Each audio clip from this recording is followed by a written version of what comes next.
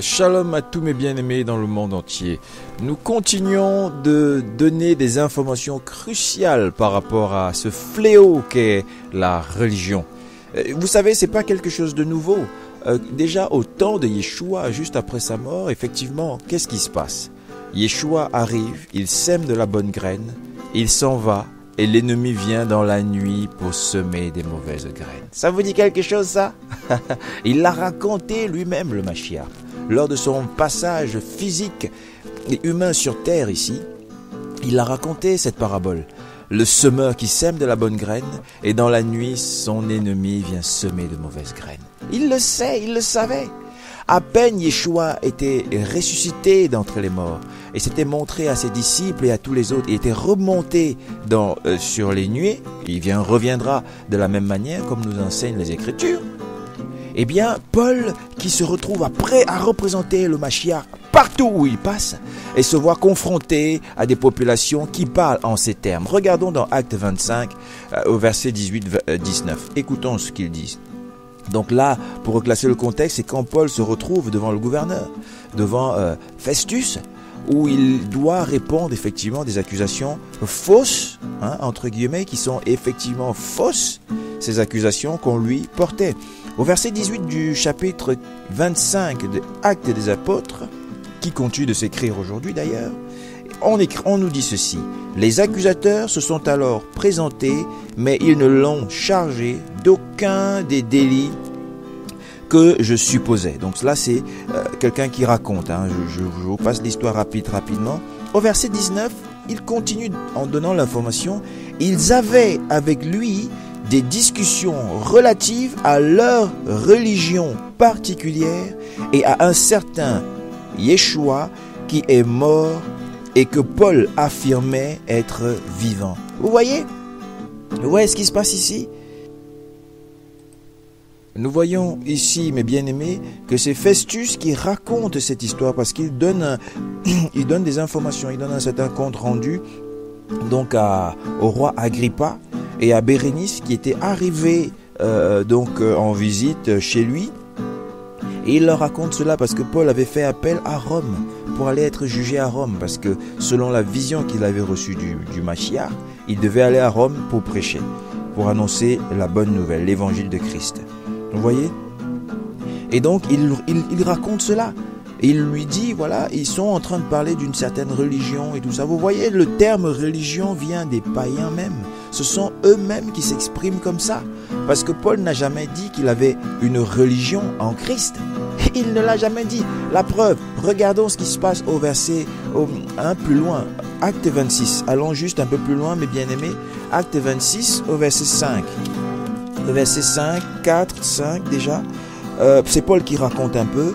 Je commence au verset 1. Agrippa dit à Paul, « Il t'est permis de parler pour ta défense, Paul. » Tendit la main et plaida sa cause ainsi. « Je m'estime heureux, roi Agrippa, d'avoir aujourd'hui à me défendre devant toi et de toutes les accusations portées contre moi par des Juifs. » Or, qu'est-ce qui devait être déçu, Paul, de voir comment ses propres frères de sang, de nation, vous voyez, se dressaient comme ça contre lui, ne comprenant pas la magnifique œuvre faite par le Seigneur, l'Éternel, Yeshua lui-même.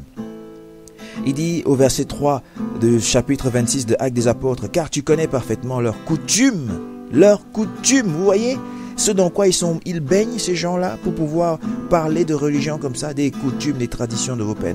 N'a-t-il pas dit plusieurs fois le Seigneur dans sa parole de ne pas être dans ces traditions des hommes et de sortir de là? Il continue au verset 3, « Car tu connais parfaitement leurs coutumes et leurs discussions. Je te prie donc de m'écouter avec patience. » Nous allons juste lire quelques versets, mes bien-aimés, pas longtemps. Verset 4. « Comment je me suis comporté dès ma jeunesse, tous les Juifs le savent.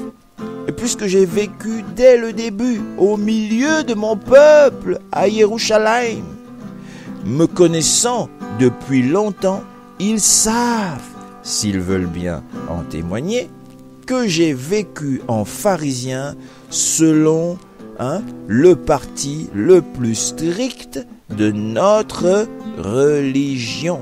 Vous vous rendez compte, mes bien-aimés? de notre religion. Paul est-il ici en train de parler de Yeshua? Non, il parle avant qu'il soit dans Yeshua, il était dans la religion. Mais bien aimé, Yeshua a sorti Paul de la religion pour l'emmener travailler pour le royaume. Vous vous rendez compte? Il disait que tout ce qu'il était avant, il regarde ça comme étant de la boue, parce que c'était de la boue avant. Vous voyez le mystère? Comment il est ouvert ici pour nous, mes bien-aimés. Le voile a été ôté. Donc nous devons maintenant pouvoir être capables de voir la magnifique lumière de Yeshua qui descend parmi les hommes.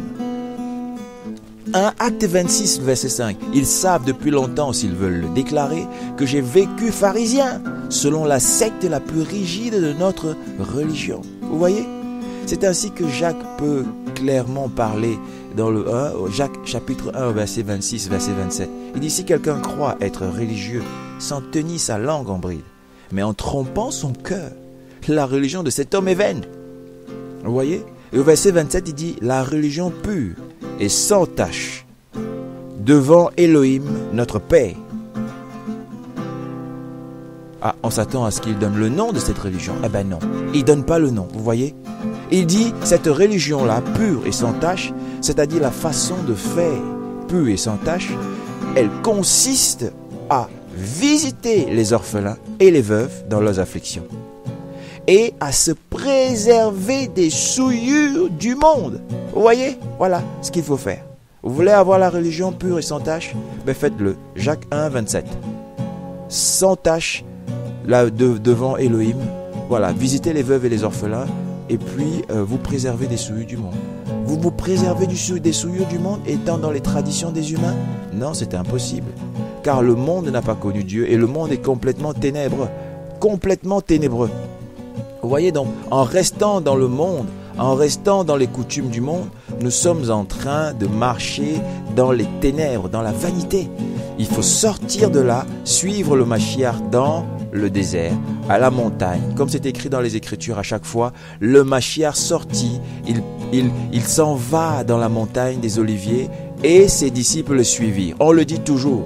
Alors soyez à la suite du Mashiach, le seul. Alléluia. Amen.